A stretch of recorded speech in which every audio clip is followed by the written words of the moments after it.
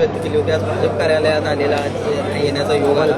कशाच्या निमित्तानं आल्याने भाजप कार्यालयाची पहिलीच भेट. राष्ट्रवादी कार्यालयाची जागा आपण घेतलेली आहे आणि आज भारतीय जनता पक्षाचं कार्यालय पाहिलेलं आहे. लवकरात लवकर राष्ट्रवादी कार्यालय तुम्हाला उभं राहिलेलं दिसेल. आज अमित शहा आपले देशाचे गृहमंत्री हे 19-20च्या दौऱ्याच्या निमित्ताने कोल्हापूरला येत आहे. तीर्थक्षेत्र अंबाबाईला सहकार्य त्यांनी केलं आहे, त्याबद्दल धन्यवाद मानण्यासाठी कोल्हापूर आहेत. आणि त्या सभेच्या तयारीसाठी आणि कार्यक्रमाच्या तयारीसाठी आज तिन्ही पक्षांची इथे एकत्रित बैठक झाली आणि आज पहिल्यांदा मी भारतीय जनता पक्षाच्या कार्यालयात आलेलो आहे. संजय राऊत यांनी बोलताना आज असं म्हटलेलं आहे की अजित पवारांचा पक्ष असेल किंवा शिंदे सेनेचा गट असेल, हे काही आता गट नाही, त्या कंपन्या राहिलेल्या आहेत अमित शहा यांच्या. आपण अनेक वेळा बघितलेलं आहे की संजय राऊत सातत्यानं शिवसेना शिंदे गट आणि अजित पवारांच्या पक्षाबद्दल बोलत आहे.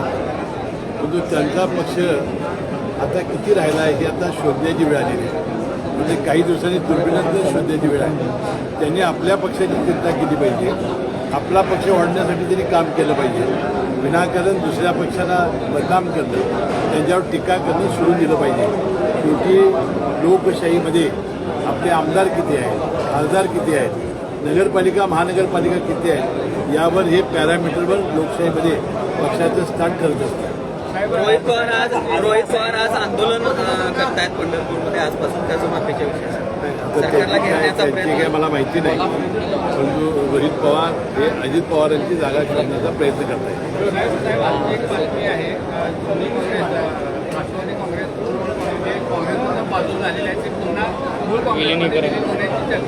आता हे 2 दिवस झाले इंदिरा सोनिया गांधींनी ममता बॅनर्जींना काँग्रेसमध्ये विलीन होण्याचा सल्ला दिला आहे. ते उप-अध्यक्ष राष्ट्रीय अध्यक्ष त्यांना करणार अशी बातमी आम्ही वाटते.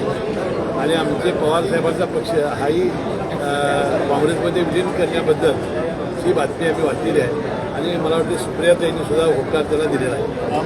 काय वाटतं तुम्हाला पक्षाचे काय तुम्हाला सभापतींच्या दाखले जे आहेत जाती ते रद्द झाले, दणका बसला असं म्हणायचं?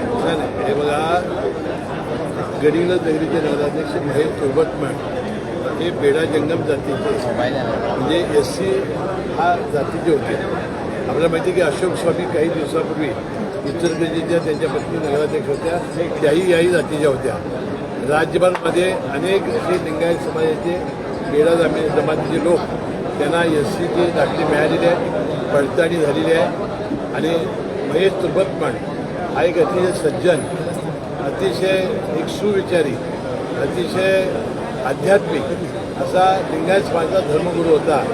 आणि त्यांनी मला वाटते पुरावे दिलेले होते आणि त्यांनी आजच प्रतिक्रिया सांगितलेलं आहे की बसवेश्वर महाराज मला न्याय देतो. पण गेल्या अनेक दिवसांपासून ज्या चर्चा होत्या राष्ट्रवादी एकत्र येणार, ते आता खऱ्या अर्थानं होणार असं वाटते. राष्ट्रवादी आणि काँग्रेस एकत्र येणार.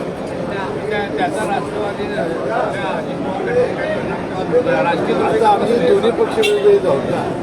यालाच जोडून एक असा प्रश्न, संजय राऊत असं म्हटले की मातोश्रीचे दरवाजे जे पक्ष सोडून गेलेल्यांसाठी कायम आहेत उघडे. काय वाटते, जाते का शिवसेना शिंदे गटाचे? मला माहिती आहे की सत्ता सोडून कोणी लोक जाणार नाही. हा त्याचा भ्रमनिरास आहे. ते कोणत्या स्वप्नात वावरत आहेत कोणाला माहिती आहे. गोकुळची निवडणूक तोंडावर आहे, शक्ती प्रदर्शनावर ठराव दाखल करणार का? 2 दिवसापूर्वी कशा प्रकारचे वक्तव्य झाले की आम्ही महायुती म्हणून गोकुळची निवडणूक लढवणार आहोत, महायुती म्हणून ती जिंकणार आहोत आणि महायुतीचा चेअरमन आम्ही करणार आहोत.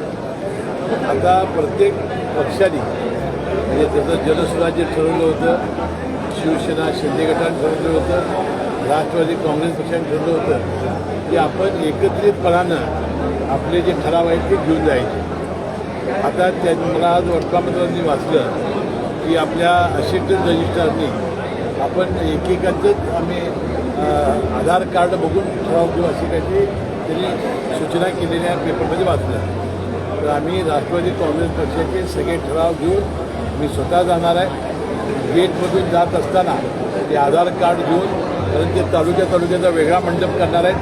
त्यामुळं आम्ही शक्ती प्रदर्शनानं आम्ही सगळे ठराव घेऊन जाऊ आणि आमचे सगळे लोक आणि आमचे ठराव हे त्याविषयी तिथं नोंदवतील. साहेब खरं पाहिलं तर आजपासून किंवा उद्यापासून कोल्हापूर शहराचे पाणी संकट जे आहे ते गडद होताना पाहायला मिळते. धरणात पाणी नाही आहे. कोल्हापूरला आता पाण्याचे खरं तर संकट पाहायला मिळते. काय सांगाल? आता यापूर्वी अनेक वेळा आम्ही सांगितलं होतं की यावेळेला काळमवाडी धरणातलं पाणी हे गळती काढण्याच्या निमित्ताने हे पहिल्यांदा 4-5 टीमशी कमी केलेलं होतं. उन्हाळ्यामध्ये फार मोठा त्रास होणार आहे. वेळेवर पाऊस जर नाही आला तर आपल्याला पाणी जपून वापरावं लागणार आहे. या सूचना अनेक वेळा प्रशासनाने आणि आम्ही लोकप्रतिनिधी दिलेल्या होत्या. आता काळमवाडी धरणाचं पाणी आपल्या जॅकवेलपासून दूर गेलेलं आहे. त्या आपली जी जुनी लाईन आहे पंचगंगेची, कोल्हापूर शहराला पाणी कमी पडणार नाही. पंचगंगेमध्ये भरपूर पाणी आहे, त्यामुळं राधानगरी धरणाचं पाणी पंचगंगेला नेता येईल आणि कोल्हापूर शहराला अडचण कुठली होणार नाही. ठीक आहे, काळमवाडी धरणाचं पाण्याची कमतरता भासेल. साहेब, उपमुख्यमंत्री सुनेत्रा पवार यांनी सूचना केलेली आहे की पक्षात कोणतेही हस्तक्षेप दिल्याचं दिसतं. त्यांनी अतिशय चांगलं भाषण केलं आणि कार्यकर्त्यांना अवगत केलं की मी पक्ष सांभाळू शकते आणि सगळ्या कार्यकर्त्यांच्या मागे मी उभी राहू शकते. भुजबळ साहेबांनी तटकरेंच्यामध्ये काहीतरी नाही, ते शाब्दिक नाही. ते दोघं अतिशय हुशार आहेत.